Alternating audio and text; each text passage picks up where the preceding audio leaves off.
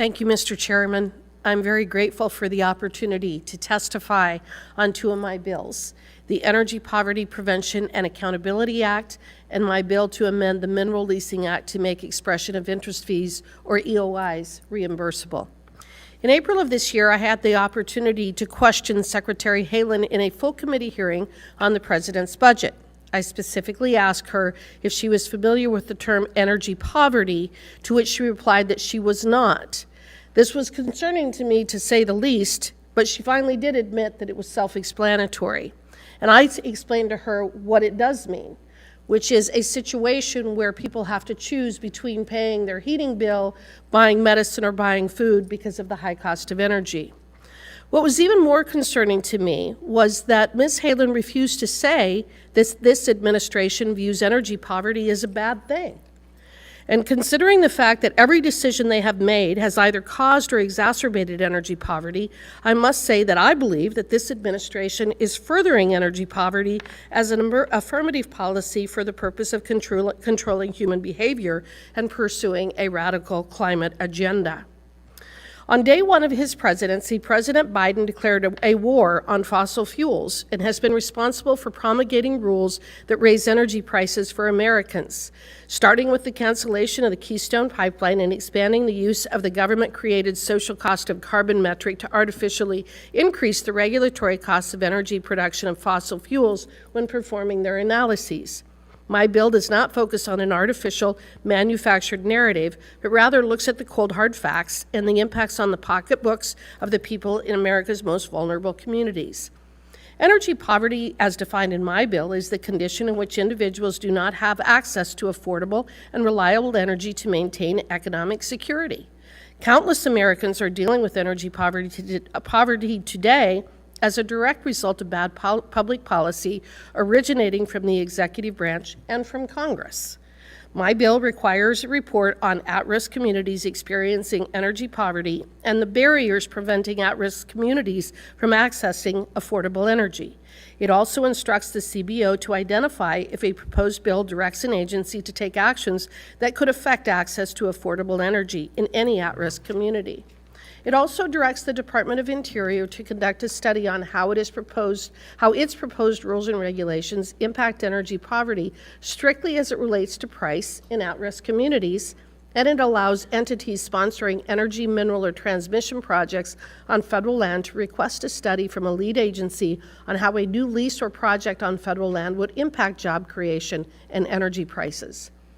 The left has perpetuated a false narrative that energy producers are somehow causing poverty. They cite price gouging, but then they attempt to centralize the energy market by raising royalty rates and bonding fees in an effort to cripple competition. Actions like this demonstrate that they are not serious and they do not practice what they preach. Mr. Chairman, we should be encouraging development and self-reliance, not discouraging it. And the second bill I have today does just that.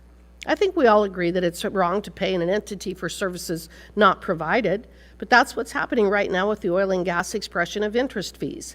Companies pay $5 per acre every 3 years to express interest in an oil and gas lease, and as we all know, it's been the policy of this administration to neglect or refuse to issue them.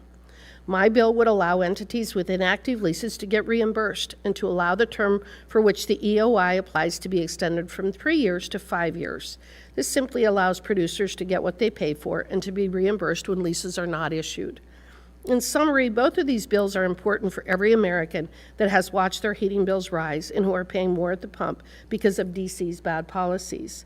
I urge my colleagues to support my efforts to allow for greater transparency when it comes to issuing policies that impact the paychecks and prosperity of all Americans and to support future development. I also request that the debate that we have today is based upon the facts and the language of the bill itself, rather than simply attempting to impugn our character because we are conservatives and believe that fossil fuels and energy production are a good thing for America and have provided for the prosperity that we all enjoy, every single one of us sitting in this room. And with that, I yield back. Mr. Hawley, you mentioned your work organizing education and outreach campaigns to help accomplish your stated mission, which is to create equal access to affordable and reliable energy for all Americans. Bureaucrats in Washington, D.C., however, are trying to tell vulnerable communities, such as the communities you've worked with in the past, what their problems are. They often highlight public health and environmental justice as the main areas of concern when it comes to American energy policy. Mr. Hawley, in your experience, what are the main concerns of communities facing energy poverty?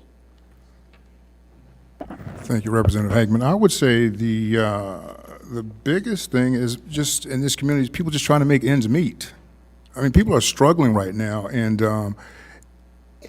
when you see, when these people, and just speaking to them, when you see the price of gas go down, immediately it has a psychological impact. You know, I've got a few more dollars in my wallet to spend. So it has, like I said, just trying to make ends meet and just seeing some impact and relief at the pumps. Well, in your opinion, does the Biden administration share the same priorities as the communities you've worked with in the past? At this point, I would say no. Dr. Cha, in your testimony, you said the bill's specific focus on protecting oil and gas extraction and exploration is counter to combating energy poverty.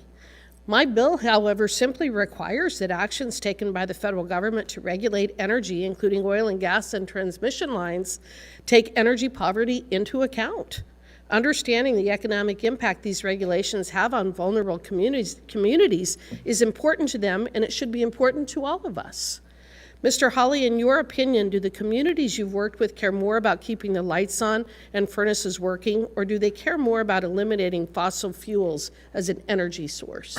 I would say they would be more wanting to keep the lights on in their home, for sure. And Dr. Cha, you said in your testimony that the two main causes of rising energy prices are overinvestment in fossil fuel infrastructure and excessive profits and pay to executives. With all due respect, this claim is extremely out of touch with reality. The cold hard fact is that we're experiencing rising energy costs due to a forced energy transition in Wyoming right now, as mentioned by Mr. Huffman. The federal government is pumping millions of dollars into green energy projects in our state, and the result has been the highest rate increase proposal we've ever seen, as much as 30%. Fortunately, the Public Service Commission has pushed back against some of the proposed rate increases, but it's no thanks to this administration. If it were completely up to them, we'd be forced to wholly rely on weak, intermittent sources instead of depending on reliable sources such as coal and oil and gas. Your testimony reminds me of the old adage that government is always trying to fix its last solution. This administration has adopted energy policy that is intended to increase the cost of energy, and then they want to turn around and provide additional welfare payments to the people who suffer for those policies. That isn't the way that we can keep the lights on or provide the energy that we need. Ms. Sagama, in your testimony, you mentioned that the market can be destabilized when we eliminate reliable sources and instead dedicate our funding into just a few sources like we did in the so-called Inflation Reduction Act. You said excessive IRA spending that distorts energy markets, confuses American energy policy, and threatens grid reliability. Could you please elaborate on how federal spending and subsidies distort energy markets and threaten grid reliability? I think we only need to look to California to see how high energy prices are in California, one of the leaders on green energy policies. Germany is a great example. Over the last 20 years, they've poured billions, hundreds of billions of dollars into wind and solar, and they've had to rely more on coal because the energy policy just hasn't worked. They've destabilized their grid. We're facing the same situation. The FERC commissioners just testified to the destabilization of the grid recently this summer. So as we see places like California and Germany put in place more unreliable energy, their prices have gone up. Whereas, let's talk basic economics, which I haven't heard a lot of on this panel. By producing more oil and natural gas and exporting it around the world, we have helped keep prices down, and we've helped keep the lights on in Europe with our LNG exports. Prices are down exactly 64% to the day from 20 years ago in natural gas, and we're exporting it abroad, we're producing more of it here, and we've decreased prices considerably. So we're not only reducing greenhouse gas emissions, as Mr. Graves pointed out, but we are helping our allies keep the lights on.